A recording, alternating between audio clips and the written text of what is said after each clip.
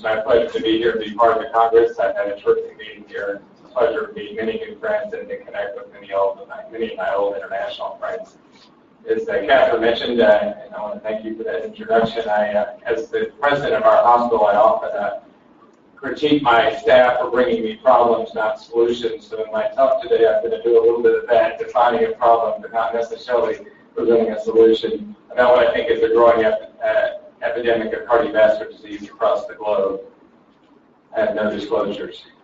The story of the last 70 years it's truly remarkable in terms of the effect of the treatments and strategies around cardiovascular mortality. This slide really depicts what the last almost 70 years looks like, with a 70% reduction overall in global mortality from cardiovascular disease. And much of that improvement has been driven by the treatments and therapeutic strategies illustrated in this slide. So everything from medications early on for beta blockers and aspirin for myocardial infarction, leading to coronary angiography, ultimately angioplasty, and now advanced treatments for heart failure and stroke have made big differences in the cardiovascular mortality disease. But over the last several years, we've seen a bit of slowing of our progress. Much of the treatment effects of these different strategies can be shown in this slide. So this is an analysis of all the different treatment strategies over the last 50 years or so, looking at what's made the biggest difference. And what you'll see is about 50% of the improvement in cardiovascular mortality was driven by prevention strategies, and about 50% of it was driven by treatment strategies, things like revascularization for after myocardial infarction, therapy of heart failure, and revascularization for chronic angina. So the rest of our improvement has really been around prevention and both primary and secondary strategies.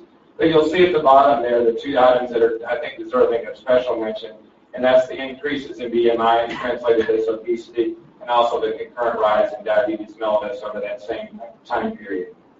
So this is what mortality is beginning to look like over the last few years. I'm going to show you throughout the talk United States data as well as world data, not because we're that different, but because I think much of the problem that we're seeing in terms of the global epidemic of obesity, diabetes, and hypertension originated in the United States. So we are sort of the zero case there, the spread of obesity and the concurrent hypertension and diabetes mellitus. But what you see here is with a reduction in mortality for cardiovascular disease of right around 4% per year over the last 10 to 12 years. And then right around 2011, we began to see a slowing of that cardiovascular mortality, which has essentially flattened out leading up to 2015. So here's the most recent data for both cardiovascular diseases. The next slide will show stroke. And you'll see here that gradual slowing, again, beginning around 2011 and continuing to 2015, first for cardiovascular disease and secondly for stroke. So in both cardiovascular disease and stroke, we've seen the first uptick in mortality since 1969. So those are worrisome events and worrisome statistics that suggest that the progress that we've made over the last 50 years may not be continued if we don't do something different. So this is a study commissioned by the AHA, data from that you can find on the AHA website around the global burden of cardiovascular disease. And what you see here is a prediction of what things will look like if we continue the pattern over the last 4 years as opposed to the last 50. And so you see that just in the United States alone, if we were to continue that slowing of progress, by the year 2035, 45% of the U.S. population would have cardiovascular disease, a number that translates very similar to what we see here in China. 42% would have hypertension, and the cost of this disease, which is not listed on this slide, would be, in just the United States alone, $1.1 trillion. So in many ways, what we need to do very much parallels my own life. So I spent the first 20 years of my life as an interventional cardiologist. That's me on the upside of the seesaw there, spending most of my time in the cath lab treating myocardial infarction, doing interventions around for patients with chronic angina. And now much of my time is spent around the world of prevention, getting out into health fairs, building health in our communities, and developing strategies, which I think is really going to be, and the investments necessary to change the health of a population. Not one patient at a time, but hundreds and thousands at a time. So I'm going to talk over the next several minutes about 3 things that I think are particularly important. One is tobacco control, one is obesity and hypertension, and also around diabetes as well, and the global epidemic that's occurring there. So this is quite a bit of data to digest, but if you look carefully at the categories here, these are categories of 3 longitudinal studies looking at the mortality, cardiovascular mortality related to tobacco use over 3 periods of time. CPS stands for Cancer Prevention Study. You see here a study in the 50s and 60s, a study in the 80s, and a study from 2000 to 2010 of 5 contemporary trials, which very much mimic those cancer prevention studies. And what I would highlight for you is both for men and women is that the cardiovascular, the risk factor, or the relative risk ratio around mortality for cardiovascular disease in people who smoke is going up and up. So you'll see the cardiovascular ratio there for ischemic heart disease in both men and women was 1.69 and 1.35 respectively in the 50s and 60s. Now, if you look at a period of time that's closer to where we practice now, 2.5 and 2.76. So just to highlight that we're getting sicker as a population, and the importance of tobacco control has never been more prominent than it is today. So that data is from the U.S., just to give you some flavor from a different, healthier population, but to illustrate the same point. This is data from the Norwegian county studies, looking again at people who, the overall mortality of that community in people 40 to 70 years of age. That's the blue bar. The red bar are people that don't smoke. The green bar are people that smoke but have stopped smoking, and the purple bar is people that continue to smoke. So what you see, even in a relatively health-conscious population like the Norwegian county study was conducted in, the morbidity and mortality associated with smoking has never been more prominent, and the opportunity there has never been greater. So the other thing that I think is sobering about the tobacco problem across the world is it's now becoming a disease of the poor and the less educated. So this is data from the CDC looking at the prevalence of smoking by poverty status. So you can see that if you're below the poverty level across the continuum, that the cardiovascular mortality is right around 26%. I'm sorry, the prevalence of smoking is 26%. And if you're above the poverty level, that's 13.9%. The same sort of goes with education. So you can see if you're someone who's less educated, someone who's below the level of a high school education, the prevalence of smoking is 25%. Whereas if you're someone who's likely to be in this room or attending this conference, the actual prevalence of smoking is more around 5 to 6%. So this is a changing demographic of disease that suggests that our strategies to impact tobacco control may need to be tailored to a population that is, for the most part, poorer and less educated than ever before. So strategies to reduce tobacco use or release, I think, should pivot around the data that I just showed you in the previous slides.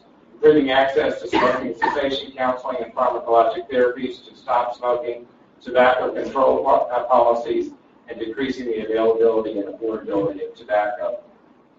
So here again is the prevalence of smoking across the globe. So lighter is better, darker is worse. The darker the color, the higher the prevalence of smoking.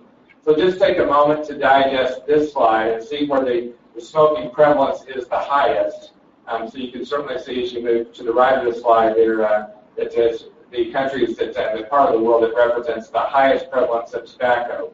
So this next slide shows where the cessation programs are more concentrated. So it's the exact opposite of what we see the prevalence of smoking. The places where smoking is most prevalent have the least access to pharmacologic or behavioral counseling for smoking and is less supported by the healthcare reimbursement platforms in those countries. So in order for us to really impact, particularly the poor and those who are less educated, we've got to flip that graph and put more investment in those programs for people that are underserved in terms of addressing that important need. This slide is meant to show the relationship between smoke-free laws and coronary events. And that's an unreadable graph there, but if you'll just look at the continuum of the risk plots there, you'll see really a common theme is in order for there to be an impact of policy on tobacco use, it has to be comprehensive. It can't just be workplaces. It can't be just workplaces and restaurants. It needs to be public areas, which include workplaces, restaurants, and most importantly, bars. And if you look at doing all those three things, you'll see about a 15% reduction in the risk of cardiovascular events.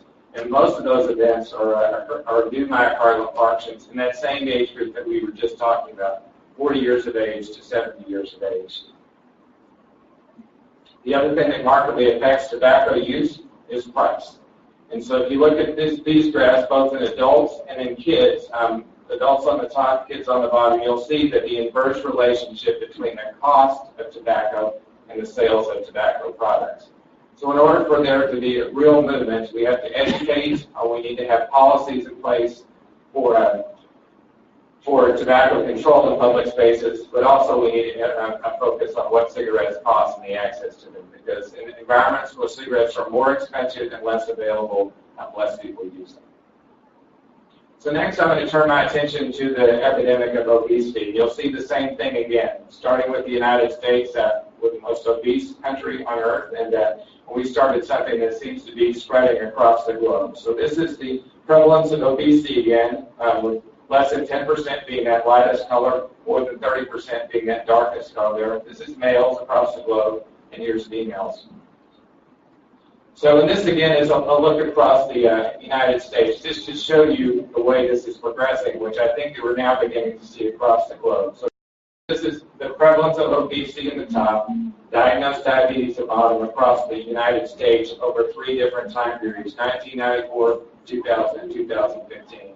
So you can see, starting in 1994, we certainly had a problem with obesity, but by the year 2015, you can see the percentage of the country, which is about 80%, that has a prevalence of obesity of greater than 26%, and you can see that almost the exact replication of that data in diabetes, with more than 2/3 of the country having a prevalence of diabetes of more than 9%.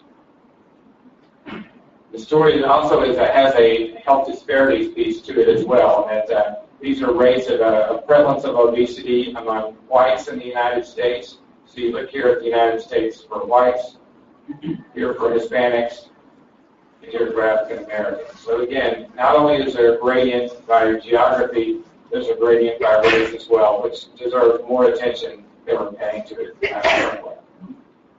That's translated now into a number that's fairly staggering in the United States. So if you look at this is the percentage of the country with diabetes, which is right around, actually we're just a little about 1% overall in 1958. Now in 2015, with about 27 million people having diabetes mellitus, and again, like I told you before, close to 8% of the country overall having newly diagnosed diabetes mellitus.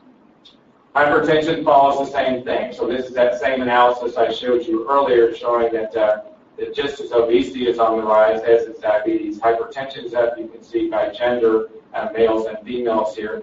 The overall prevalence of hypertension is just about 40% in the country, with that really significant rise, particularly in women, over the last 5 to 10 years. Same story by race, and I showed you that earlier. Again, we have the highest rates of hypertension in non-whites, and particularly in black populations. So that's the U.S. story, and I would say we started this. Sorry for that. Like many bad things from the United States, we spread over to other places. And this is that same trend looking at obesity through the world over the period of time from 1975 to 2014. So you see here all the countries listed in different colors in this graph, and you'll see is the steepest slopes of those listed both for men and for women in those first boxes there in this graph. And it's quite surprising. The biggest change is not what you would think. It's not in the Americas or in the developed countries. It's in West Africa and Sub-Saharan Africa. It's in Asia, both Asia and in Southeast Asia as well. But everybody's on the way up with those striking differences in areas where we traditionally don't associate thinking with obesity and the prevalence of hypertension and diabetes. Same story here with diabetes, almost the exact same ordering of the countries. Diabetes follows obesity. You see again those same trends in West Africa, Sub-Saharan Africa, and Asia and Southeast Asia. So here's that same bit of data sort of showed a bit differently here. So what this is an overlay of this first slide I showed you in this series, looking at the prevalence of obesity across the country. What I did here what I'll show you this graphic is took the change in the prevalence of obesity over the last 20 years across the globe. So I won't show you every country, but let me show you a few just to highlight what I showed you in the other points. So this is the U.S. here, the Americas overall, again showing increases in the prevalence of obesity that's significant over the last 20 years, But look at the areas that we don't traditionally think about and often particularly don't invest in terms of public health in addressing this important problem. China, even though the rates of obesity are very low, 910% increase over the last 20 years. Same stories, big stories in Japan, India, the Congo, again, sub-Saharan Africa there, Australia, a country we often think of in relationship to healthy environments, but also with the same disease that all of us had. Probably our colleagues in Eastern Europe and in the Middle East, again. So this is an epidemic that is not just spread in the Americas, but is really a now national and global epidemic. So as you look here, this is the association of that with hypertension. So this is a graphic representation of hypertension in a similar form to what I showed you. You'll see a couple of different things I've highlighted by the arrows. Again, those increases in global prevalences of obesity translated into hypertension, particularly in those groups that we don't traditionally think about. East Asia and the Pacific, particularly women in Latin America, South Asia, and Sub-Saharan Africa. And then again, if you look at the very first of that graph, again, it shows that same disparity we talked about with smoking, and is the high-income countries are doing better than the low-income countries in terms of the prevalence of obesity. So here are things that I think we're going to need as a nation and as a global nation to address. One is the access to and affordability of healthy food, policy support of exercises and safe places to do it, improvements in food knowledge through labels and other educational efforts, mandated food standards for school meal programs. Kids, they learn to eat, and so I think in my own life, as someone now who has about 15,000 employees and daycare centers and things like that, I'm always impressed by what the impact of what children are eating has on what their parents' choices around food as well. It's something I think we need to recognize and invest in. And finally, taxes and price promotion on unhealthy food and drink with the proceeds used to benefit health and wellness initiatives. So I'm going to close with what I think are a conclusion around what I've shown you over the last several slides. I don't want to leave anyone with the impression that we shouldn't keep doing the same things we've always been doing in terms of the secondary prevention of cardiovascular disease and investing in therapeutics. Things like primary angioplasty, thrombolytics for stroke, all those things have made remarkable differences in reducing cardiovascular mortality. But now I think we need to double down on our investments in public health and in prevention so we can begin to quell this epidemic, which is sweeping the globe. We certainly need more investments in smoking cessation, particularly focusing on cessation assistance for lower-income smokers, for those who are less educated. Smoke-free policies and tobacco pricing and taxes make a big difference on the price of tobacco products globally, and they impact the rates of use, particularly in kids. And finally, I think we need broad-based efforts on obesity, focusing on healthy, affordable food, policies which drive healthy behaviors, and focus on health disparities. So with that, I'll thank you for your attention and look forward to being with you for the rest of the session.